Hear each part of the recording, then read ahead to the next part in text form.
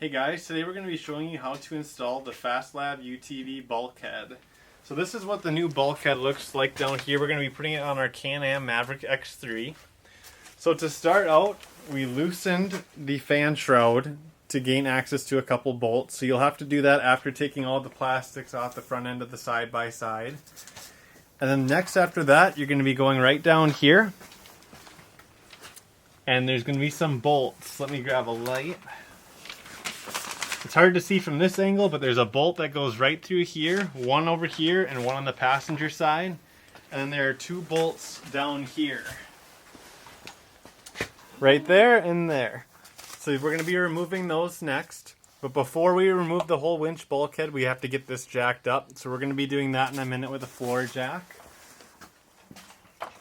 So if you'd like to see a video on how we removed a lot of this, we're going to have that in our other video, which is actually for the fan shroud. So if you go check that video out, we'll show you how to get the fan shroud in and out.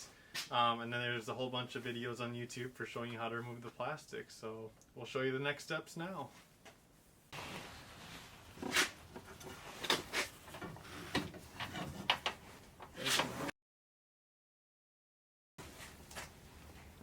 Alright, so we got the two top bolts removed that we showed you in the previous clip, and we're going to do the two bottom ones, but before we do that, we're going to jack up the front end of the side-by-side with this floor jack. So we're going to jack it up a few inches, and then we're going to take the two bottom bolts out that are right down in here, and that will help us remove the original bulkhead.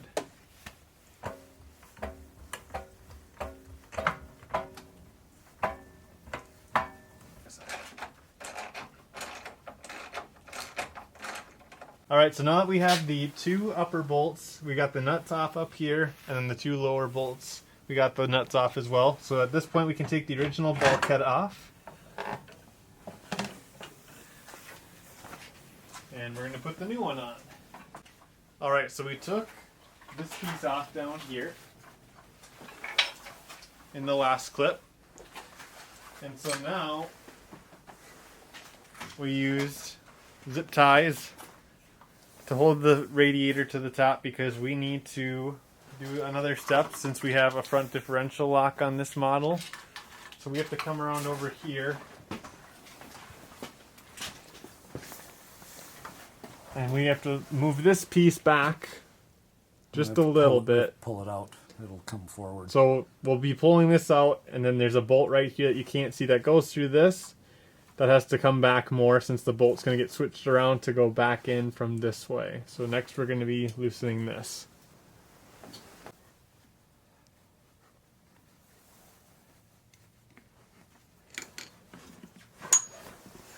So it's probably hard to see a bit, but we moved the actuator, which is this piece right here. So we had to loosen a couple bolts and push that back in order for us to push that bolt right there through the front. So that does take a little bit of finagling and working to get it in there, but you can get it back in place. There's a few bolts on the side of it, and then let me go to this side.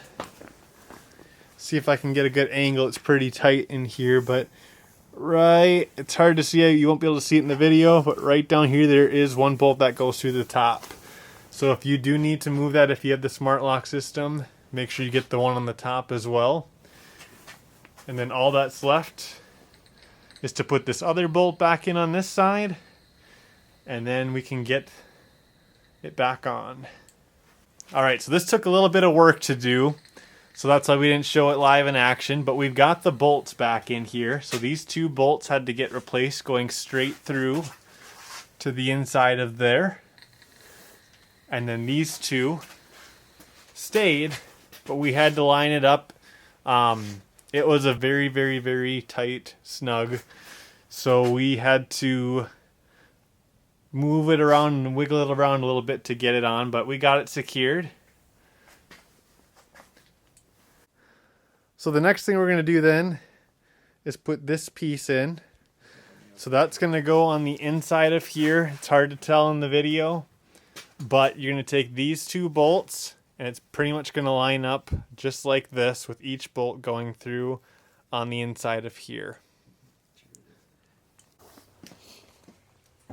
Alright, so we got the nut plate inside. You can see the shock on this side. We're on the passenger side. This is blurred here. That's the shock facing in.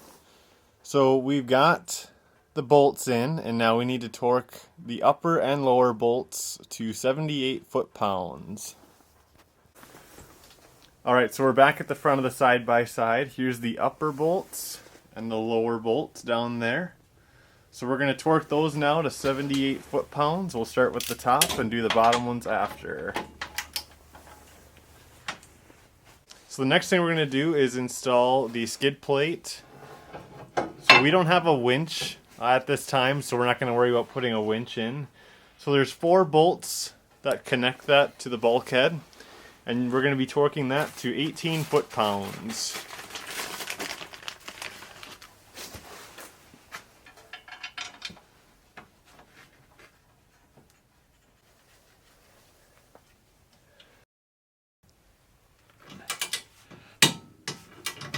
Alright, so at this point we're going to be tightening down the actuator for the front differential lock, which is right back in here.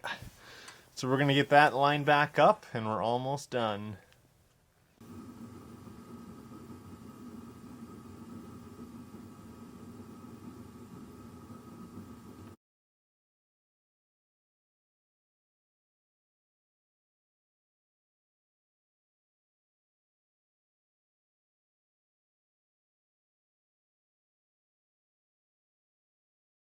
Alright, so we have the bulkhead installed, so all that's left is to reattach all of the plastics on this and make sure the radiator is secured back to the fan shroud, and then the fan shroud back to the side-by-side. So thanks for watching, and if you have any questions, feel free to comment below, and stay tuned for more videos.